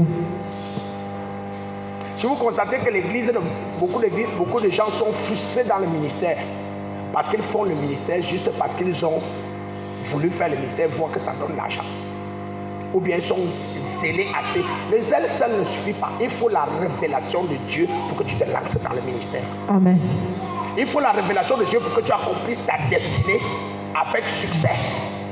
Parce que c'est Dieu qui est le cœur de notre destinée. Si Dieu ne t'a pas révélé que c'est ça que tu dois faire, tu risques de te frustrer sur cette terre. Amen.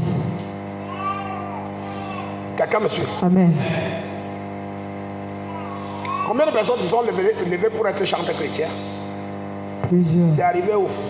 Presque 1000 Les gens pensent qu'avoir une belle voix, ça veut dire qu'on est chanteur chrétien. Ça n'a rien à voir avec le chant. Le chant, c'est un ministère. Yes. Le chant est un ministère. Et quand on parle de ministère, c'est un don, une grâce que Dieu dépose dans la vie d'un homme pour pouvoir accomplir une œuvre. Amen. Si tu n'as pas eu le dépôt, même si tu as la belle voix, s'il te plaît, il vaut mieux pour toi d'aller chanter au cabaret. Au cabaret. Tu chantes à Simba. À Simba. Au Godo Chitoni avait chanté quoi? À Simba.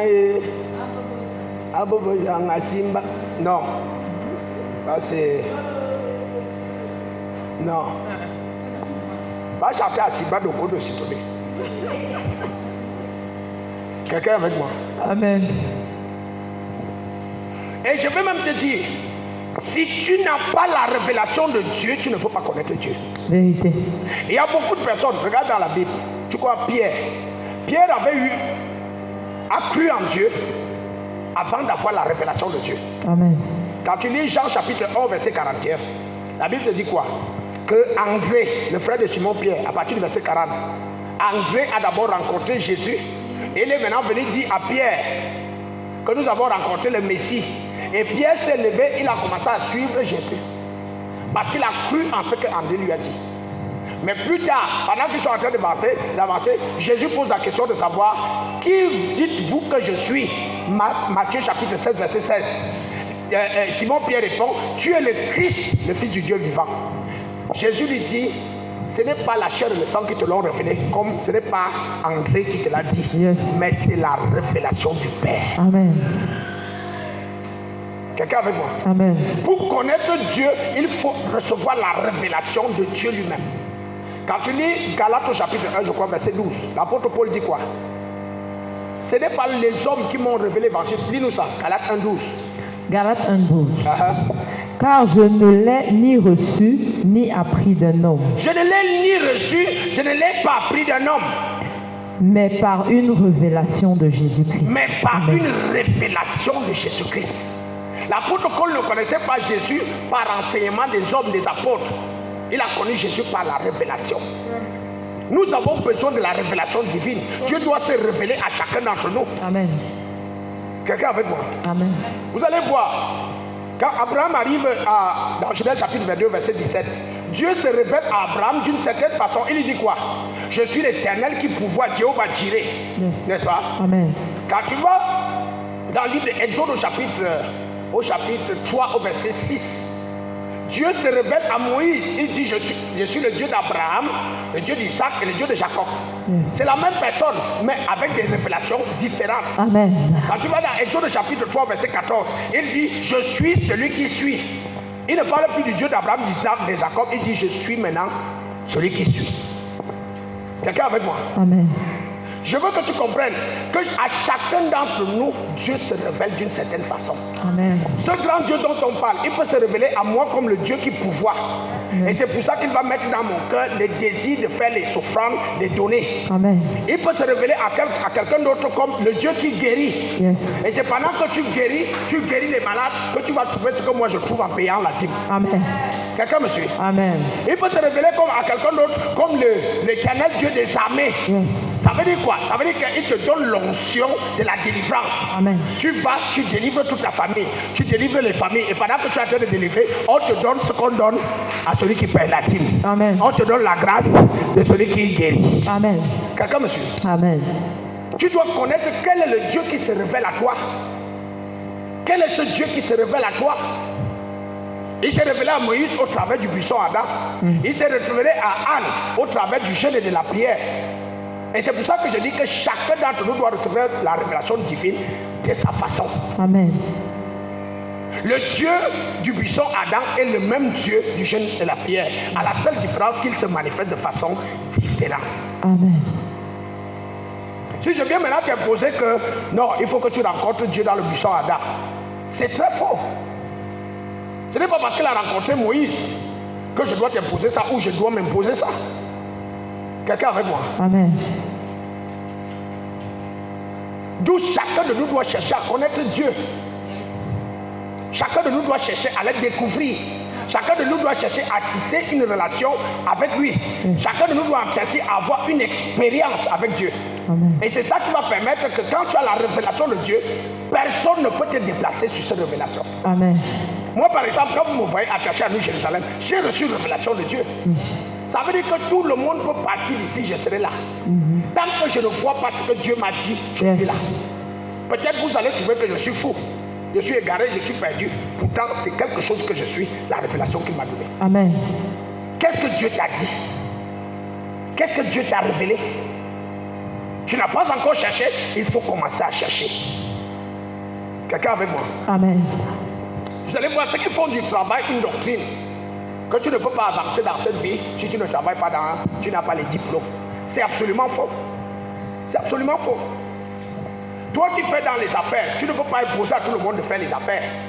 Il y a certains qui vont aller s'amuser au football, ils entrent dans le stade, ils jonglent le ballon avec l'épaule, on leur donne des millions. Toi, il faut que tu jongles avec les marchés publics pour qu'on te donne les mêmes millions. Moi, il me faut parler, je sors les révélations pour qu'on me donne les mêmes millions. Donc, chacun de nous doit avoir une relation avec Dieu. Amen. Quelqu'un avec moi? Amen. Ça, c'est la troisième chose. C'est que nous ne pouvons rien faire de consistant. Nous ne pouvons réussir à rien si nous n'avons pas la révélation de Dieu. Alléluia. Amen. Et la quatrième vérité que tu dois savoir, nous sommes dans le mois de la connaissance de l'Éternel. Aujourd'hui, je pose les fondations. On va continuer de parler de connaître Dieu, comment le connaître, pourquoi le connaître. On va parler de toutes ces choses dans ce mois. Mais ça, c'est la fondation que je dois connaître. La première vérité, c'est quoi? Rien n'est possible sans Dieu. Tout est vanité sans Dieu. Amen. 2. Connaître son identité. Connaître son identité en Dieu. Amen. 3.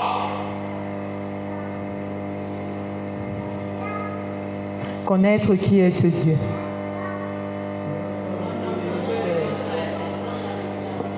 La révélation va nous amener à accomplir, à réaliser avec succès nos destinées. Un homme ne peut rien faire sans la révélation de Dieu. Et la quatrième des choses que je veux que tu comprennes ce matin, et la dernière, c'est que Dieu nous a donné son esprit pour pouvoir nous aider à le connaître. Amen. Le Saint-Esprit, son rôle, c'est nous aider à connaître Dieu. Le Saint-Esprit ne donne la gloire à personne. Dieu ne partage pas sa gloire ni avec son Fils, ni avec son esprit. Dieu ne partage pas sa gloire. Le Saint-Esprit vient dans nos vies pour nous amener à connaître le Père. Jésus vient dans nos vies, le Fils, pour nous mettre en relation avec le Père. Quelqu'un me suit? Amen. Donc le Saint-Esprit est à disposition pour chacun d'entre nous pour connaître Dieu afin que nous puissions expérimenter sa gloire. Amen. Sans le Saint-Esprit, tu ne peux pas connaître Dieu. Quelqu'un avec moi? Amen. Quand tu lis, je crois, Luc chapitre, Jean chapitre 16 au verset 16 à 14. Jean 16, 13 à 14.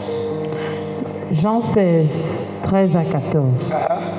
Quand le Consolateur sera venu, l'Esprit de vérité, il vous conduira dans toute la vérité. Il va vous conduire dans toute la vérité. Car c'est le Saint-Esprit qui nous conduit dans la vérité. Où est la vérité? dans la parole de Dieu. Dans la parole.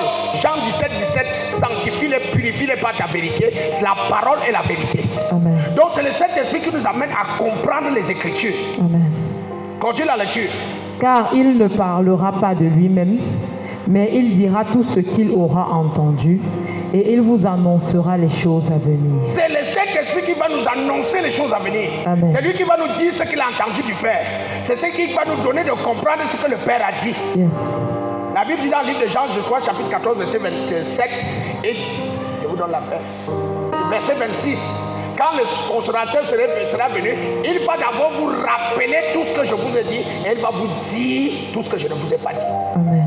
C'est le Saint-Esprit qui a ce rôle de nous amener à la révélation, à la compréhension, à connaître qui est le Père. Amen.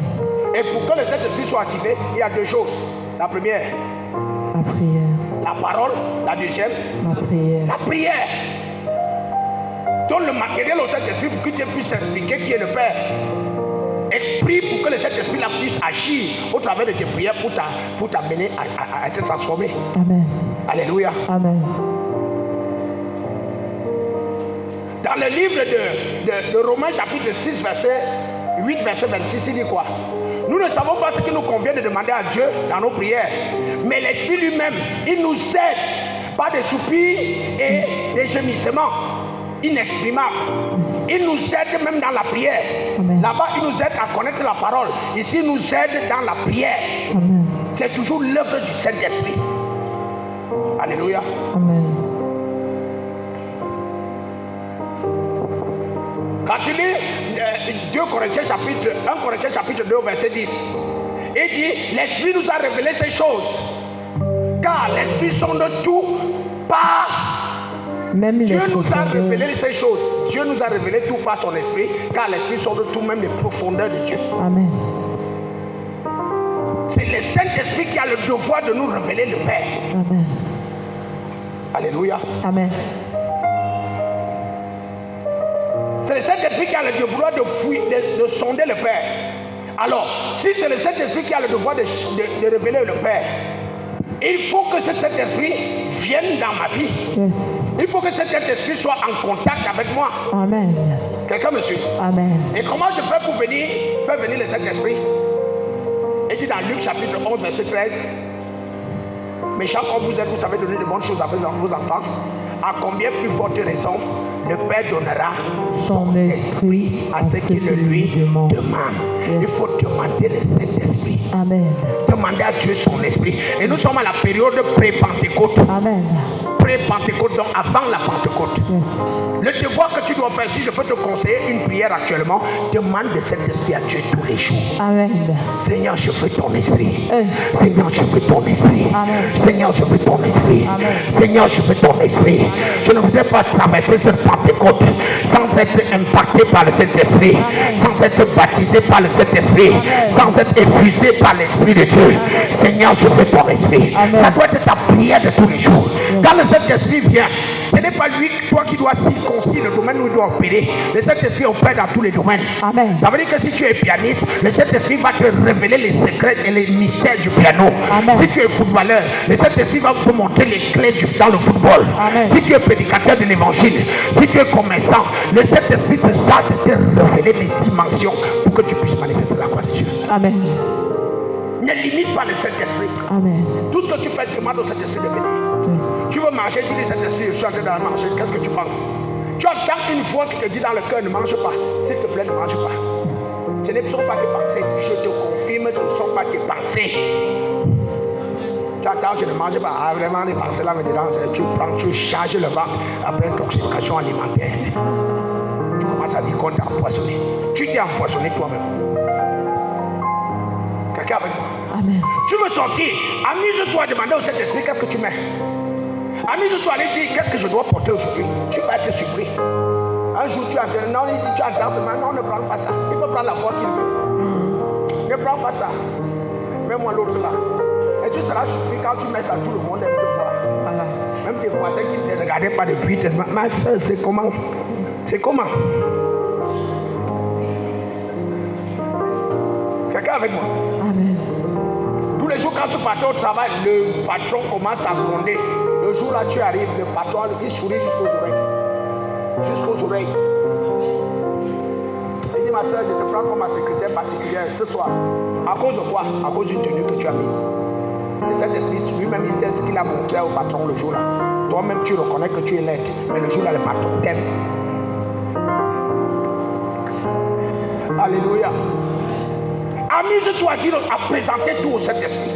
Présente-lui tes projets. Saint-Esprit, tu vois comment par rapport à la fin que je vais engager là, le marché que je veux commencer là. Demande-lui ça. Tu demandes encore, tu demandes, tu vas te coucher.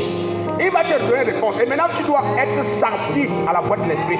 Le Saint-Esprit peut commencer à te parler pendant que tu regardes ta série préférée. Amen. Le Saint-Esprit peut te parler pendant que tu es avec tes enfants à la maison. Amen. Le Saint-Esprit peut te parler pendant que tu lis la Bible ou bien pendant que tu écoutes une adoration. Yes. Il faut être sensible à la voix de l'Esprit. Amen. Et je suis certain, je sais une chose, c'est que beaucoup d'entre nous, nous entendons souvent la voix de l'Esprit, mais on la rejette. Ah non, vraiment. Pourtant, tu as posé un problème à Dieu et tu as l'impression que la chanson là est en train de te donner une réponse. Elle dit non, ce n'est que la chanson. Papa, réponds-moi. C'est là où le Saint-Esprit aussi bouge, il ne dit plus rien. Quelqu'un avec moi? Amen. C'est le Saint-Esprit. La Bible dit dans le livre de 1 Pierre chapitre 1, je crois, verset 10, il dit, le Saint-Esprit, les prophètes qui ont prophétisé dans l'ancien temps, ont fait du Saint-Esprit l'objet de leur recherche. Amen. Mais ce n'est pas à eux que c'était décidé, mais à nous d'aujourd'hui. Yes. Chéris le Saint-Esprit. Amen. Un soir comme ça, passe un temps, Dieu seul, toi seul, la seule chose que tu dis, Saint-Esprit, je te fais. Saint-Esprit, je te fais. Tu n'as pas besoin de multiplier, de donner des prières, des sujets de prière. Maintenant, on va prier pour que la puissance de l'Esprit manifestée en Christ Jésus descende sur mon corps sous forme de la couronne. Tu n'as pas besoin de tout ça. Dis simplement cet esprit, je te veux. C'est toi que je veux. C'est toi que je veux. C'est toi que je veux. Amen. J'ai besoin de toi. Yes. Je te désire. Amen. Je te désire. Seigneur, cet esprit, je t'adore. Je te célèbre.